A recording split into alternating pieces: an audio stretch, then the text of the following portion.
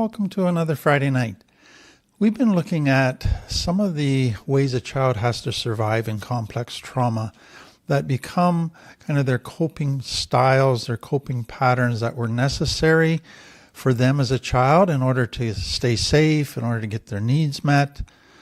And so it was patterns that got into their subconscious brain as templates, and they seemed to work. But now in adult life, they're not working anymore. They're causing all kinds of problems. The problem is they hate it, but they can't stop it. Something in them keeps going back to doing something that they know is destroying stuff. And so we've been referring to them as prisons that come out of complex trauma or life traps. Today I want to look at one that is so common and often not recognized the way it should be, and I hope this really helps you recognize it, and it's being addicted to drama and chaos. Hating chaos, but somehow creating chaos, going into chaos, seeking out chaos, needing chaos. Such a common piece for many people coming out of complex trauma. So chaos addiction refers to a pattern where people often find comfort and familiarity in disorderly or chaotic situations. So it's familiar. It actually provides some type of comfort to them. Somebody else has said chaos addiction is a desire for irregular and disruptive circumstances, even if it causes harm. Constantly pursuing chaos leads to violent changes, bad decision-making, and instability to be the norm for those afflicted. There's three types of chaos, I think, just to get us started, that are important to understand. So there's, number one, an incessant desire for drama. So it's the person that's constantly desiring conflict, involvement in problematic situations, either in the lives of others, even crisis in their own life. They just kind of jump from crisis to crisis, and they just somehow need that. Second one is avoidance of calm. They struggle with calm environments. They feel uneasy and restless when things are not chaotic. And so for many people, this is the most subtle one because they just stay busy all the time and they think they're just busy people, when actually the busyness is a type of chaos for them because it avoids calm. Third one is unstable environments and relationships. So they seek out relationships that are going to be chaotic. They seek out circumstances and jobs that are going to be chaotic, have lots of drama. It's just like there's a magnet inside of them that finds those places that are going to be chaotic. So you can see that chaos addiction can deal with your own personal life, can deal with relationship life, it can deal with the circumstances of your life. But there's something in you that gravitates toward chaos. So how we're going to approach this topic is to really look at it from the perspective of complex trauma. You see, for a child in complex trauma, they grew up in chaos, usually. Life wasn't secure. Life wasn't stable. Life wasn't having a rock in your life that you could attach to securely and find your security and stability there. Life was unpredictable. Life was a mess. Life was very up and down. They didn't know what to expect on any given day. Life was walking on eggshells. And so as a result of that, that was their normal. They couldn't resolve it, so that was their normal. And their brain got used to it. It became a template in their brain of how life should be, how they knew how to act, what they knew what to do. And so now what can happen is as they get older in life and they actually get to a healthy, safe, secure, attached life, it feels wrong. It doesn't feel safe. It doesn't feel normal. It goes against that early template of what is normal. And so their brain wants to sabotage all the healthy, good stuff and gravitate back to what feels normal, their default setting. That is what we're going to be looking at And hopefully for many of you, you're going to be able to gain a lot of insight from this. Somebody I know has said this: I get uncomfortable when everything is going well in my relationship. That's not normal to me. Normal is boring, and I don't know how to be in relationships that are like that. I continually seek out drama because that's what I know how to handle. Right up front, I just want to emphasize that the problems that come out of this, because a lot of people who are addicted to chaos, they tend to put in their mind a rationale that says, oh, I'm just spontaneous, or I just like excitement, or I'm not boring like these other people that don't ever do anything fun. And so they try to put a positive spin on it and really be in denial of what that lifestyle they're living is actually doing. It's got kind of three negative consequences. It messes up their relationships. People begin to have trouble trusting them. They find themselves in conflict a lot with people.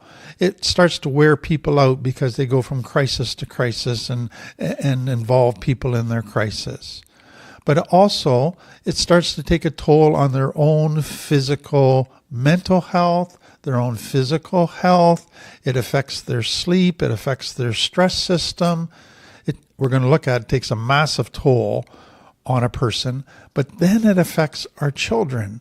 We begin to create a complex trauma environment for them. They don't know what to predict. Their life is chaotic. And so it does tremendous damage to our children. So we always start with a test. So answer 1 if it's completely untrue of you, 2 if it's mostly untrue of you, 3 if it's slightly more true than untrue, 4 if it's moderately true, 5 if it's mostly true, and 6 if it describes you perfectly. And we've noted that if you answer any question, regardless of your score, if you answer any question a 5 or a 6, then this could be a significant issue for you.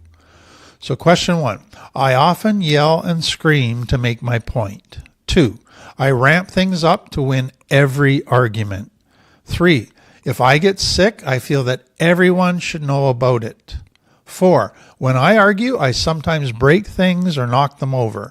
5, being calm or bored sound like the worst thing to me. 6, I feel bored, unloved, or confused if my partner isn't regularly arguing with me. 7, I sometimes yell at strangers if I feel that they are in my way. 8, I hate it when I am not the center of attention. 9, I usually have a crisis to solve in my life. 10, I break up or threaten a breakup with my mate often.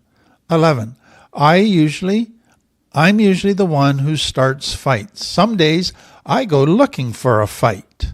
12, I sabotage my life or relationships when they're going smoothly. 13, I like to engage in gossip, especially when I hear some really juicy news. 14, I frequently run late. 15, I overshare on social media. When I have a problem with somebody, I post it on social media. I spend my time on social media letting people know why they're wrong. 16, I am usually drawn into sticking my nose into other people's business.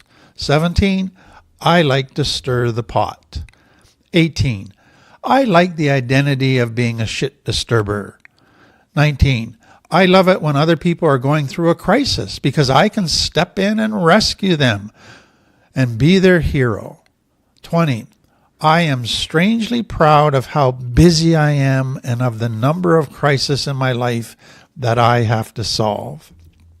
So scoring 20 to 39, this life trap probably doesn't apply to you. 40 to 59, it might apply to you occasionally. 60 to 79, probably an issue in your life. 80 to 99, definitely an important life trap you need to look at.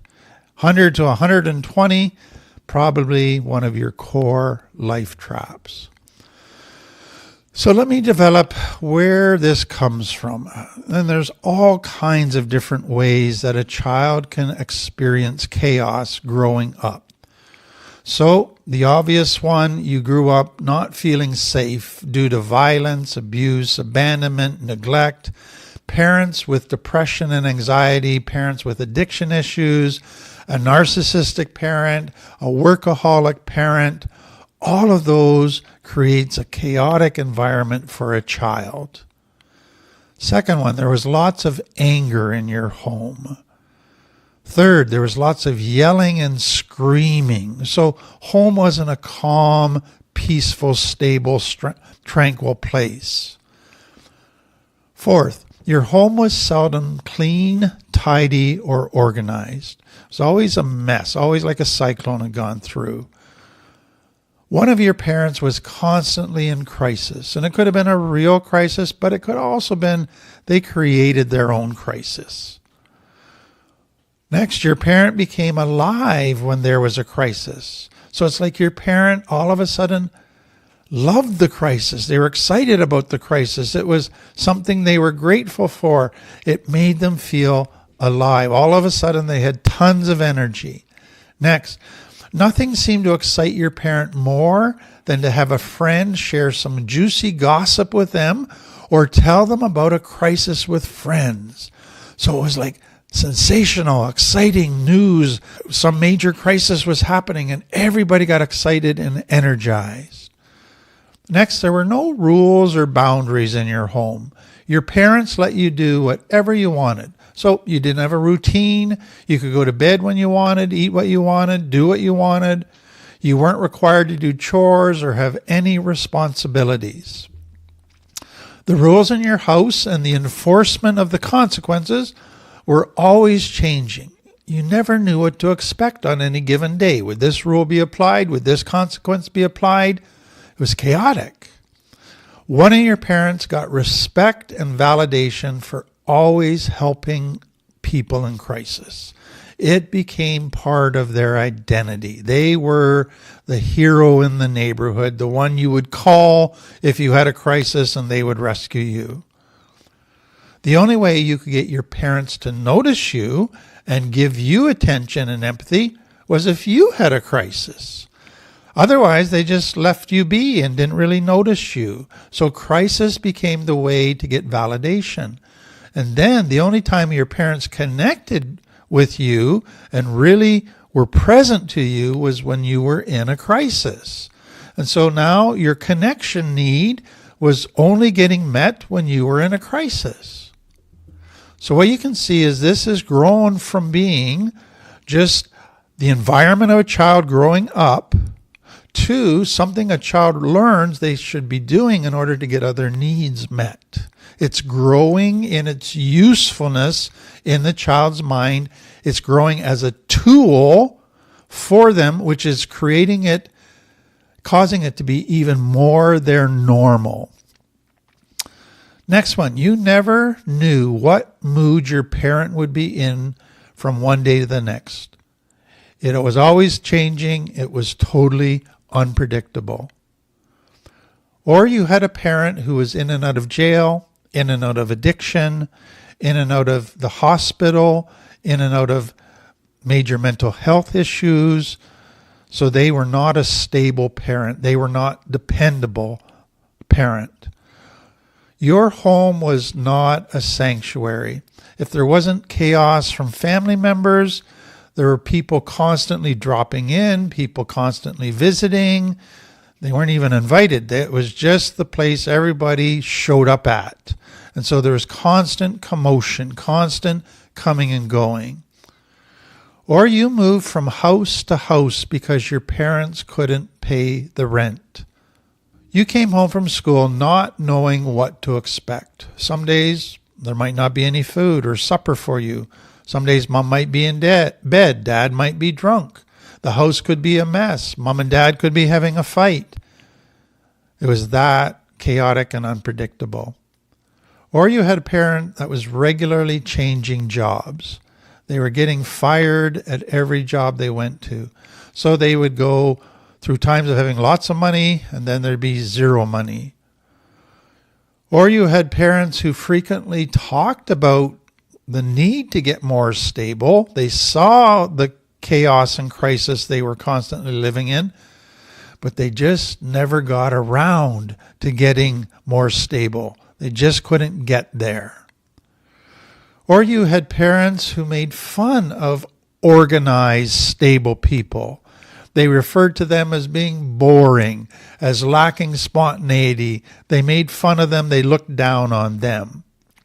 They took pride in their instability and their chaos. Or the worst thing in your family, kind of in its criteria, the worst thing to be was boring.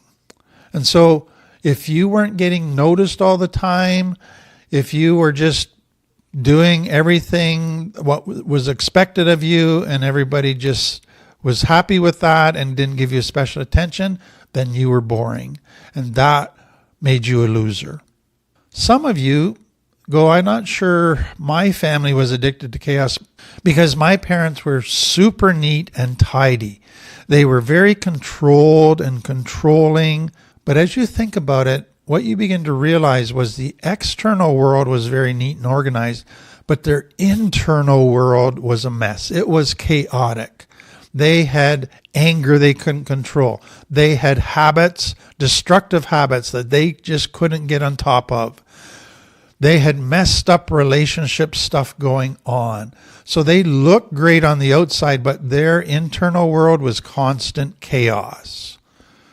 Some of you grew up in homes where you experienced many broken promises. Your parents promised you it'd be different this year. They'd get this for you. They'd do this. And it never happened. They never delivered. Some of you had a parent who impulsively spent money. And that resulted in going deeper and deeper into debt, bills piling up, creating great fear and insecurity, and always on the edge of crisis. Some parents couldn't step away from their friends, their family, their business for even a few weeks because they're afraid they might miss something. They just needed to be there in case there was any drama. For some families, what you saw was their parents liked chaos because it caused all the other people in the neighborhood to feel sorry for them. It got them pity. It made them the center of attention. It made everybody rush to help them. Or some parents liked chaos because now it gave them stories to tell that were sensational. And everybody loved to hear their sensational stories. So it made them the star, the center of attention, the popular one. Some of you had a parent who needed to be angry to get through a day. That's where they got their energy from. And so part of what fueled their anger was crisis, was chaos. That got them angry, that gave them energy, and that's what they were wanting. Some of you grew up in a family where the only time your family shared intimately and deeply was when there was a crisis in somebody else's life. Then they talked about what that person was going through, and they tried to analyze it deeply. So it was the only time there was intimate sharing at a deeper level. Some of you grew up in a family that always was emphasizing the need to love others, but that meant that you always had to help others when they were in crisis. And so your parents were constantly on the phone with people in crisis, visiting people with crisis, helping them out, talking to others about their crisis. So the crisis of others is what gave your parents purpose, and it gave them identity, and it made them come alive. Some of you had parents who were really good at connecting with you when they were in a good mood. But if they weren't in a good mood, they wouldn't connect with you. And so what you began to realize is it wasn't predictable when you'd be able to connect. Connection with your parents was rather chaotic. So those are just the family, many different family things that can happen that use this whole chaos thing for all kinds of different purposes, but it becomes the normal. But there's a cultural piece I want to add here that I think is important to understand.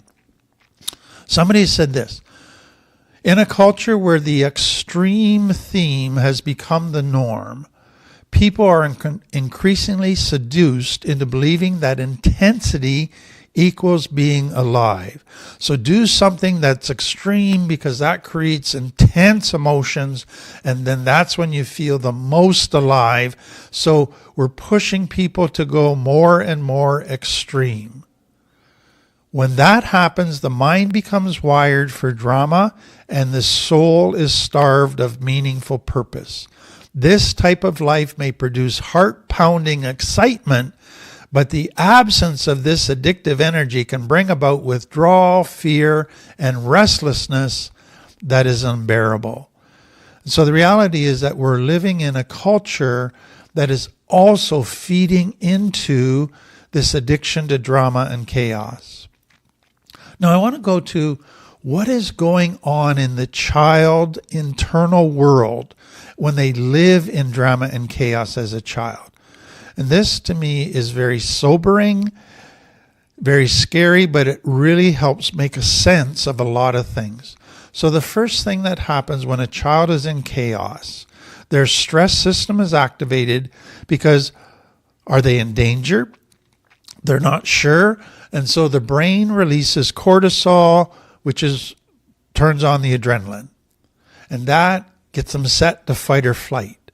The problem is when they're in constant chaos, they got cortisol and adrenaline happening all the time. They got their stress system activated all the time. That becomes their normal. Their brain actually can become addicted to cortisol, needing cortisol to feel alive, wanting cortisol. When they don't have cortisol and adrenaline, life feels dead. Life feels boring. Life feels empty. So how do they get cortisol today and adrenaline? Well, let's get some chaos happening. Let's get some drama happening. Let's get angry. That will get the cortisol going. And so it goes beyond just having a template as a child that chaos is normal. It goes to also the brain now has got cortisol as its normal and is addicted to it and needs to keep finding ways to get more of it. But secondly, when a child is constantly in chaos or danger, then their sympathetic nervous system is always working. Their parasympathetic, the balancing system that helps with rest, rejuvenation, and healing, is not allowed to work and kick in and help the person. And so they go all the time, on guard, constant energy, constant ready to fight or flight.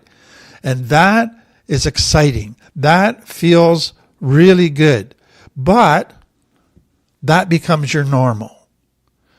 And so what happens when life actually is calm? It feels boring. It feels like something's wrong. And so having the sympathetic nervous system go all the time and the parasympathetic not going, when that becomes your normal, it feels safe. It feels, I know what to do here. To have a healthy life actually feels wrong. It feels something is unsafe. And so the brain wants to go back to chaos because that puts it back in the sympathetic nervous system. Now I want to add a piece here. We know that the 4 chemicals that cause us to feel deep joy, love, happiness, pleasure, connection, all of those chemicals can only happen when we are feeling safe in our parasympathetic nervous system and connected to people. What I want you to see is when a child is growing up in chaos and they're in their sympathetic nervous system 100% of the time, they can get some of those chemicals. They can get pleasure, dopamine. They can get some feelings of connection through different things. They can get some oxytocin happening, but they don't get them in the right mix to cause deep joy, peace, security, contentment. And so what is happening in chaos is a child still wants those 4 chemicals, is pursuing those 4 chemicals through more extreme, intense, pleasurable activities, but they can never get the peace they're seeking. And that to me is a tragedy. There's something else that's happening. When a child is in chaos, They're feeling insecure. They're feeling alone. They're feeling unsafe. They're feeling stress. All negative emotions. They can't resolve any of those negative emotions. But nobody wants to live with negative emotions. We want positive emotions. So what if you can't resolve those negative emotions? What does the child do? They suppress those emotions. They disconnect from those emotions. They dissociate from those emotions. They stuff them down. I don't want to feel. Well, what happens when you do that? You not only suppress all the negative emotions, now you're not able to even feel positive emotions very well. So now life feels empty. Life feels dead. You feel like a robot. Well, how do you feel alive? How do you start to get to feel wonderful again? You need chaos. You need to get the adrenaline going. That's your only path to trying to feel emotions. So what you see is the ripple effect of the damage that comes out of living in chaos to the central nervous system, to the cortisol system, and now to your whole emotional world is massive. Now children that live in chaos, stuff their emotions. What typically begins to happen in adult life when they're in danger is they can go in one of two directions. So some go to totally dysregulated emotions. Fear takes over, anger takes over, they lose it. Others, they go to ice in their veins. They are so good at living in chaos and danger and suppressing emotions that when they get triggered by danger today, they get laser focus. They get calm. They get in the zone. Takes a terrible toll on their body, but they're able to do that. Now there's one other piece here of what the damage that comes out of a child living in chaos. What happens? Okay, they shut down their emotions. Their central nervous system is totally out of balance. They got cortisol happening.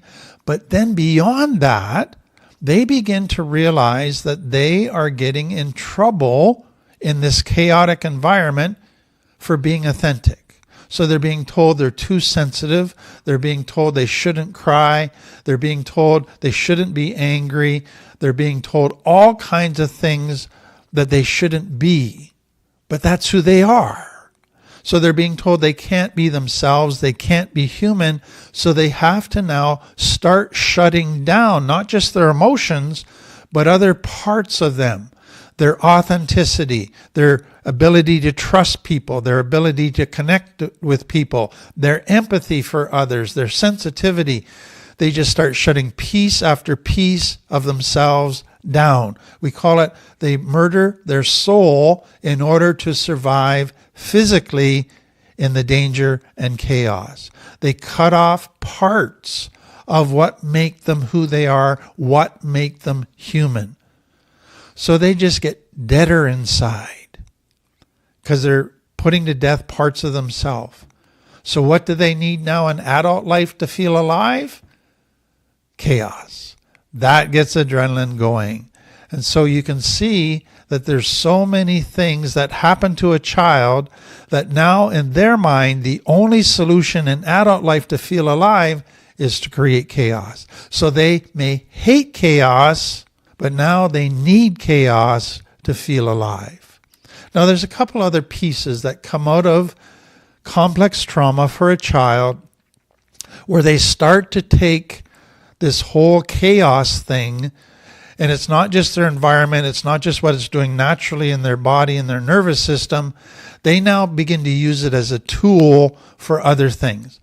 So they begin to realize the only time they get validated, they get noticed, become the center of attention is if they have a crisis.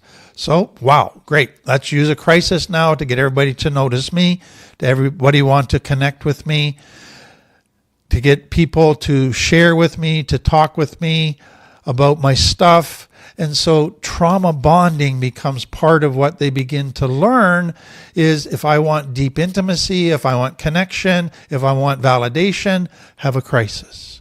And so they begin to use crisis for that.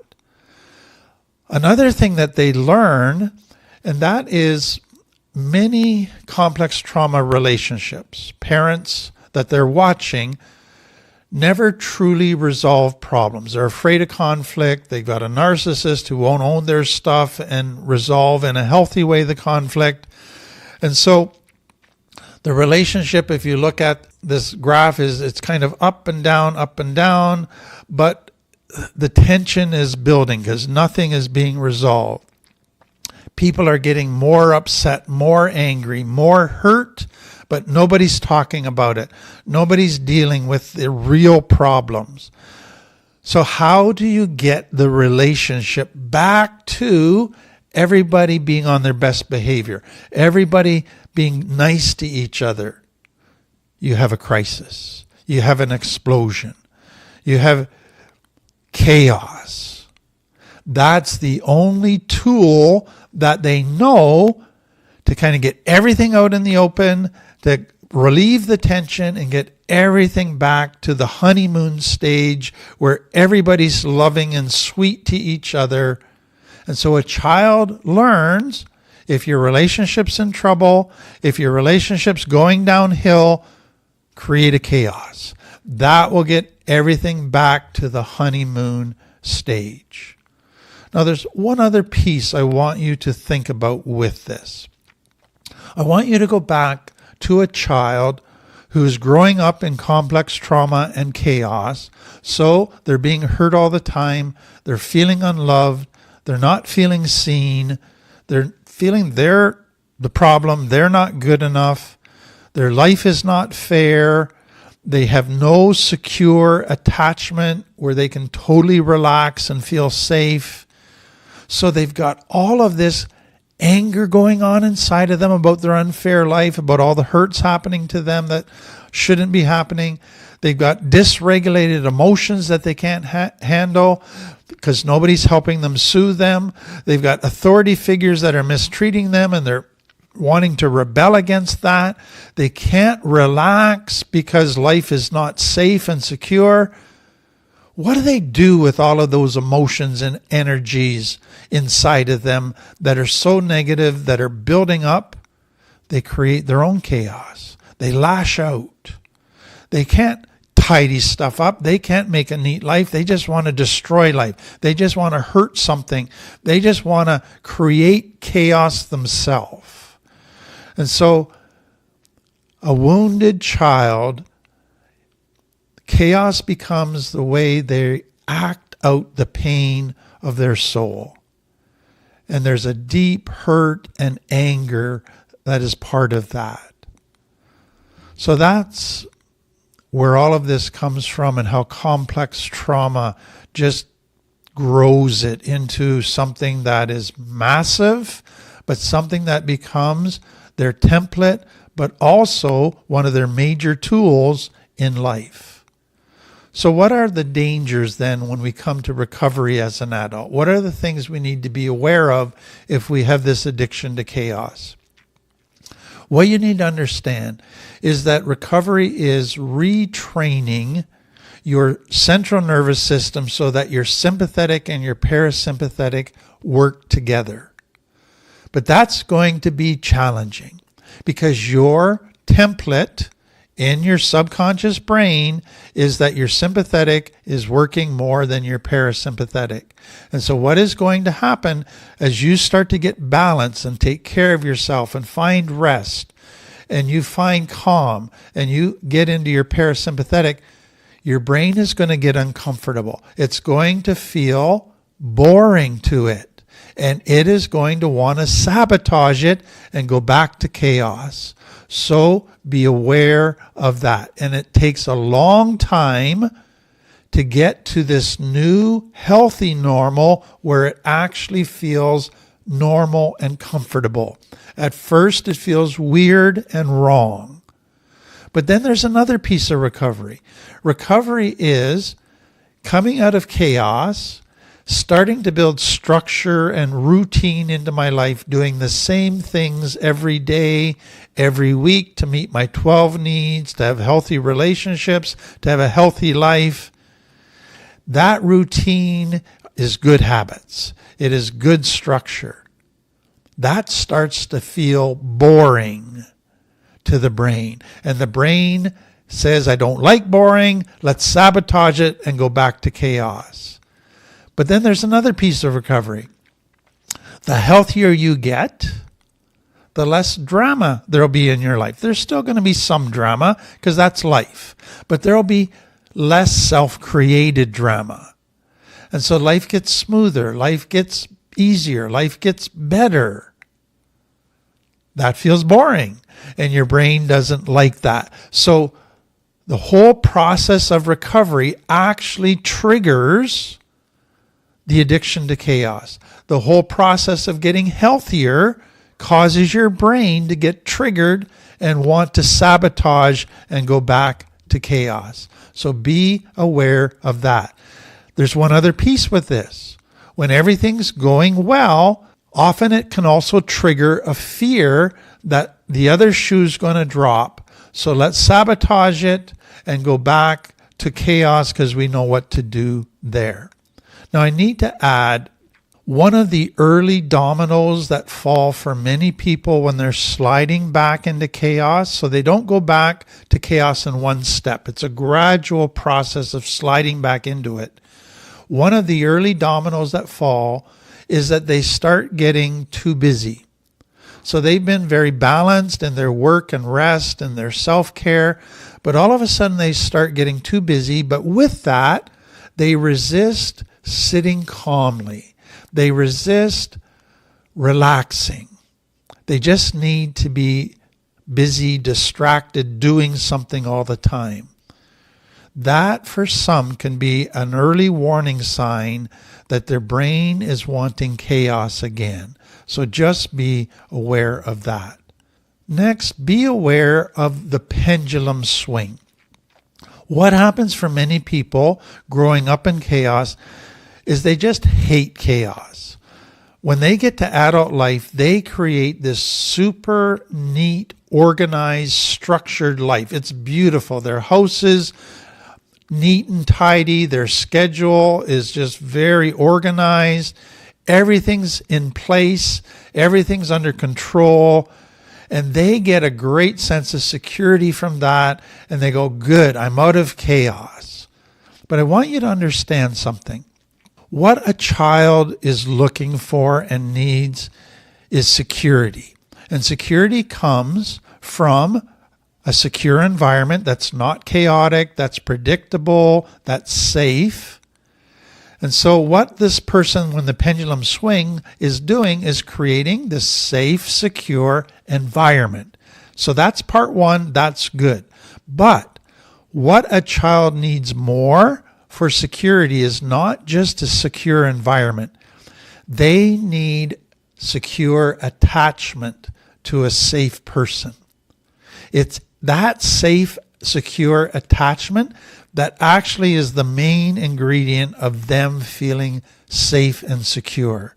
Because if they have secure attachment to a rock, they can have a lot of unrest in their external environment, but they still feel safe and secure because the relationship is there. And so what happens for a lot of people when the pendulum swings is this: they just create an external environment that's very stable and safe and secure, but they don't do the relationship secure attachment because they don't trust people. But then what happens when they lose their job or there's a flood and their house is damaged? All of a sudden their secure external world is no longer safe and secure and they have a crisis. So beware of the pendulum swing. Make sure that in creating a secure environment, you also create a secure attachment with safe people. Be aware of something else. Many people that come out of chaos are attracted to high control groups. They love groups that are very structured, that have lots of rules, where everything is black and white, and you always know what to do in every given situation. They love leaders that are high control, that are in charge. That causes them to feel very safe and secure. And so they're attracted to that. But what happens for so many is those groups initially look so loving. They look like they're offering unconditional love. And the person gets into that group and they find out the love is conditional. They only get love if they keep the rules, if they do exactly what the leaders want. If they don't, then they're judged, they're shunned, they're rejected, they're abused. And so be very cautious when it goes to finding support groups that you're not attracted because of your own past chaos to high control groups that are going to end up being very abusive. Let's go to the healing. What do we need to do? So we talked about we got to retrain this central nervous system, get the sympathetic and parasympathetic working in a balanced way. That is so necessary. So what I tell people all the time is be aware of when your nervous system is sliding back to the old template where your sympathetic is working too much.